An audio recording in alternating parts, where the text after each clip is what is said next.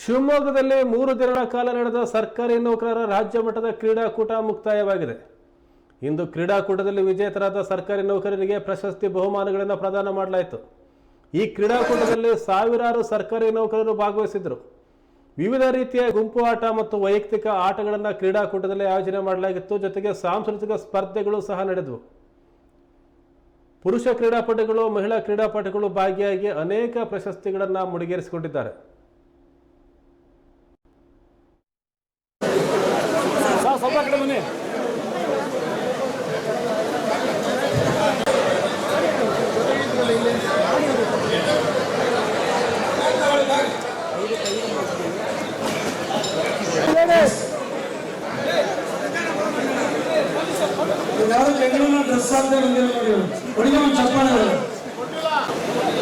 sir Satish sir इकड़े नोडी